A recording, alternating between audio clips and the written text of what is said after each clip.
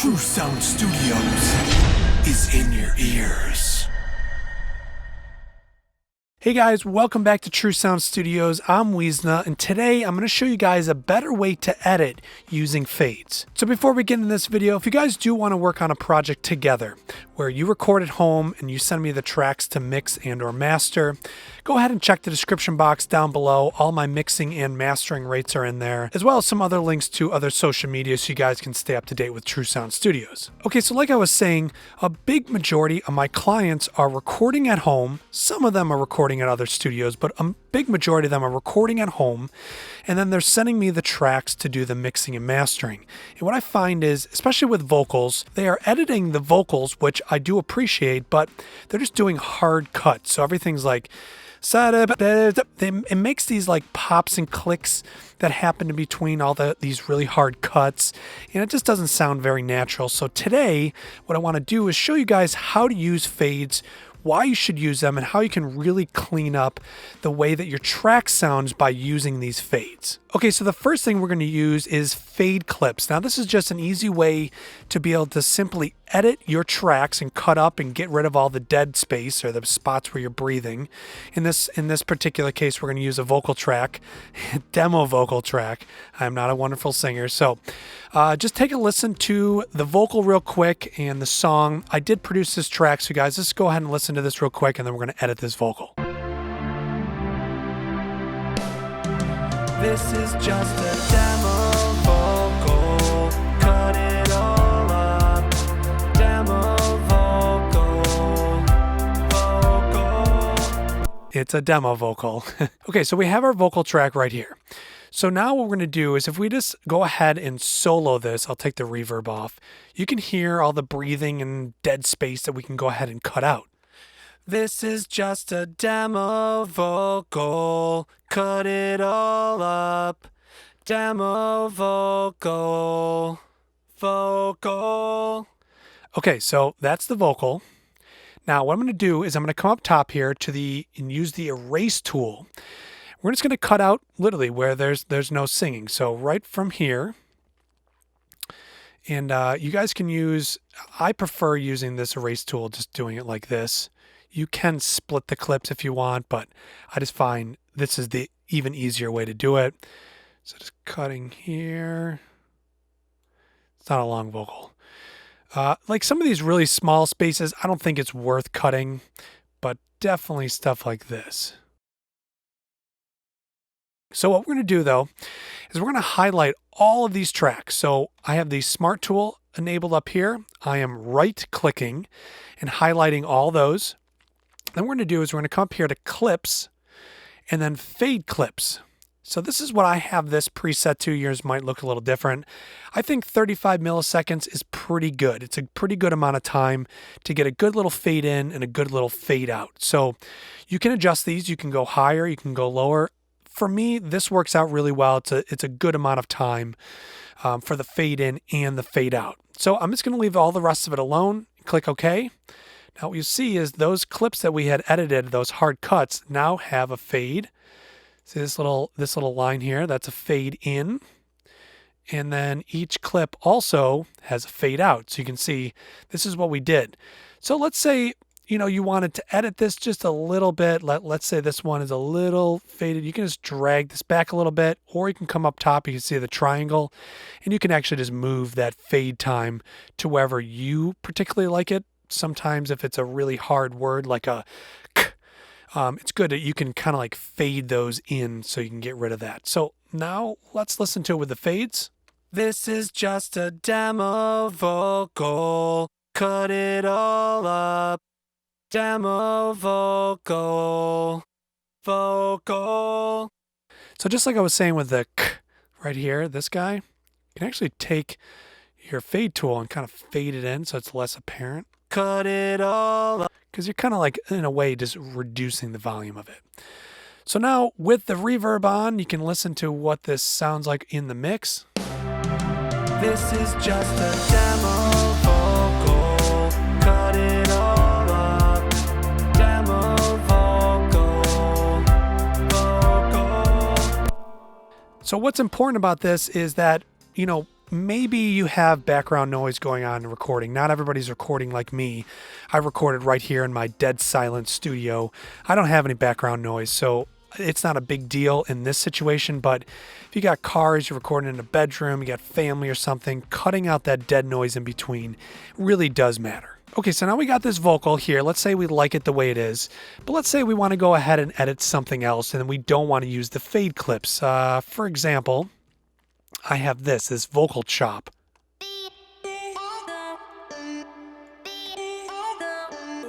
Okay, so let's say we do want to play around with our own fades and we want to change things and, whatever, fade things around the way we want. Maybe on every little section we want to do something different. So if we come up top here, we can go to Options, Crossfade Type, and then we have Default Fade In. Now this is just personally what I use, and this is what I think works the best. The fade in, I like the fast curve. The fade out, I like the slow curve. In the crossfade, where actually two tracks come together, it's a linear fade in, fade out. So it's I guess you call it like the most even, like a 50% and 50%, so that both tracks blend together really nicely. So now that we have those preset, if we come up to our vocal chop here, if you use a smart tool and then you come to the top of the clip, you can see that triangle shows up. And if you just drag this out, this is your fade. So if you listen, let's make it a little more apparent. Let's do this. Okay, so then we can drag it back. We can do a little fade. If we right click with the triangle, we can change the fade. Let's try slow. So this should be, you should really be able to hear. So that's how we can go ahead and change the fades. Now, personally, this is kind of backwards for me. I like this fast curve on the way in. I think that just works the best. And at the end of the phrase, I like the opposite. Once again, we go to the top and we just click this out and we can see that's our other fade. And you can drag these around, and this is just another great way to really finely edit all of your tracks. Okay, so tip number 3 is when we are trying to create a different effect with a certain part of our track. So let's take this vocal chop, for example. So let's say this part. Okay, this. Let's say we want to just take those and we want to put a different effect on there, but we want to have the crossfade so it sounds natural, because all that reverb you're hearing is actually on this actual vocal chop. So I can't take that out, and if I chop it up, it's not going to sound very good. It's not going to be smooth. So what we're going to do is we're going to take this and we're just going to clone this track. I'm going to right click on it, come down here to clone. And the only thing I want to do is just unclone the event. So it's going to keep all the same settings, all my same plugins, everything. It's just not going to actually clone the actual audio. So uncheck that, click OK, and here is my duplicate track. So what we're going to do is we're going to come over to here. Let's get this back in the center. So if we want to take this, what I like to do is grab the erase tool and just erase a little bit right here and a little bit right here. Now you could use the split tool as well. That works just fine. This is just the way that I do it. So what we're going to do is let's zoom in here really closely. We're going to use the smart tool again. We're just going to take this and we're just going to drag it over and create this nice, this is our linear crossfade. See that X? So this one is going down and then this new track is coming up. And then we're going to do the same thing where I cut it over here. And we're just going to drag this over like this. So they're overlapping. So what we're going to do is we can grab this by clicking towards the top of the track, holding down Shift so that it doesn't slide back and forth, and then left click, drag down. And now we have this perfectly lined up. You can see right here if I zoom in. Look at that. So this is like a nice perfect fade. So this top track is fading out. This new track's fading back in. So if we listen to it, it should just sound exactly the same as it did before. And then what we can do is it's more of, if you wanted to play around with, different effects and different parts of the song. Now this is really not going to work what I'm doing right now, but this is to give you an idea, an example. We're going to do like the telephone effect just for those couple those little phrases there. So this way you're taking the original vocal, you're chopping it so you can do something else with it, but by using the crossfades, we're not going to screw up how it's transitioning from one set of tracks to the next. Okay, so tip number 4 is how to fade out a track. Let's say you've done your mix. Now you're getting the mastering process. Now you want to actually fade out the whole track. So here's another song I produced. We'll listen right towards the end of it. This is how it currently ends.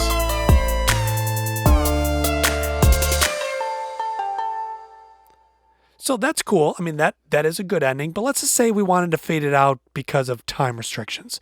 So I'm going to cut it back to right about here. Because that last little section, that's the last part of the song I want to be heard.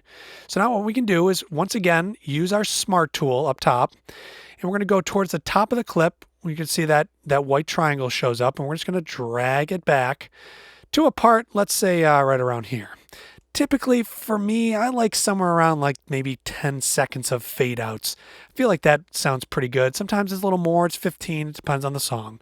Now, this fade out, I don't like. I think this is unnatural. If you listen to the end of it,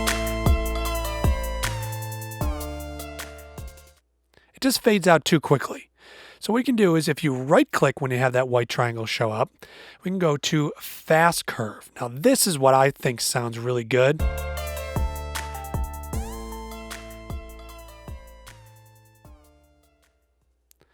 That is, to me, is the appropriate amount of time for the song to fade out. Now, that's just a stereo audio file. Let's say we get back to the whole song that I was working on where it's in a full project. It's not just an individual track. Like, for example, here's my project. We've got a lot of tracks. I wouldn't want to go through and have to try to fade some of these out. Some of our MIDI tracks, so let's say we get over to the verse of this song right here.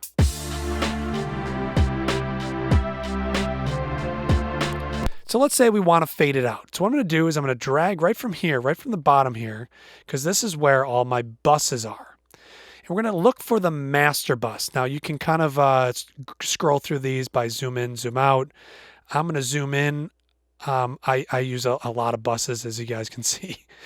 Let's see here. Let's go. We got the click. Here is the master bus. Okay, so let's say this is the beginning of our verse right up here on bar 13. And let's say by bar 17 we want to fade it out. So on our master bus, we're going to click right here, come down to automation, and we want to use the bus output volume. So we click that, and then up top we're going to use our move tool. We're going to go right on bar 13, and we're going to double click, and we're going to make that little node, a little circle.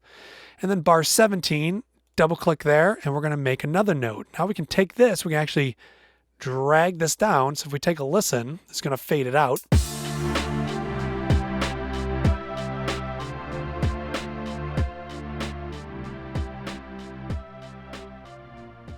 So once again, I think that's good. A linear fade does work. I personally like that fast fade. So if we take a listen to this.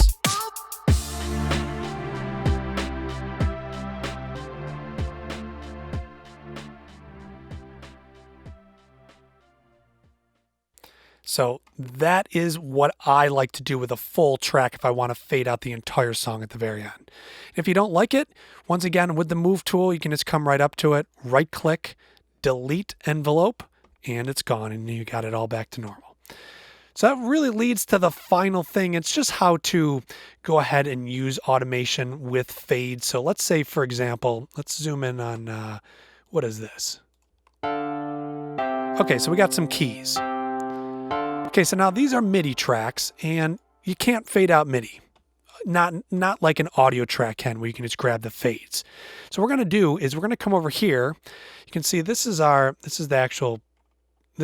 audio track for the MIDI, and then this is the actual MIDI notes.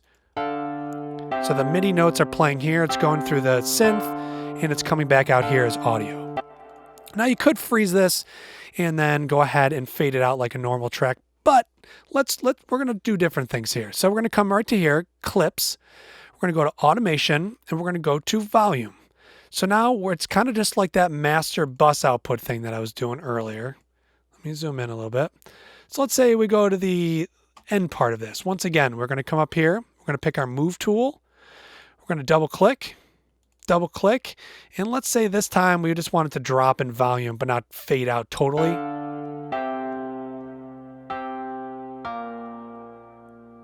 So that's much better. You know, obviously you could fade it all the way out. You could change the fade type.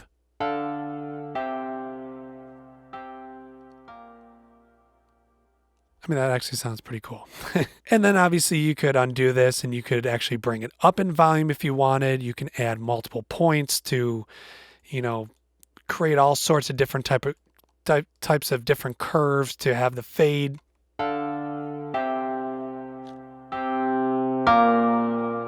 Well, that got loud there. So that's it, guys. That's all I know about how to use fades in Cakewalk Sonar Platinum. So guys, if you enjoyed this video and you want to see more of these types of videos, please go ahead and drop a comment down below with a video that you guys would like to see. Because I've been working with Cakewalk Sonar products for like the last, gosh, it's probably been almost 15 years. You know, I definitely have a lot of knowledge in it, how to change things, do this, do that. There's just so much content I could do. So if you guys do like this, please go ahead and drop that comment. I will definitely continue doing these types of videos. So if you guys do have Instagram, please go ahead and find True Sound Studios on Instagram. It's a really great place to go ahead and send me messages. You can do voice messages back and forth. You can share pictures and videos, and it's just an easier way for me to answer some of your very technical questions instead of me trying to go ahead and try to figure out how to explain it to you over email or text. So thank you for watching, and I'll see you guys in the next video. So thank you for watching this video. If you guys enjoyed this video, click that like button and consider subscribing for more content. So not only do I make YouTube videos, but I also produce tracks and I can mix and master your music. So once again, thank you for watching this video. I'm Weezna, and True Sound Studios is in your ears.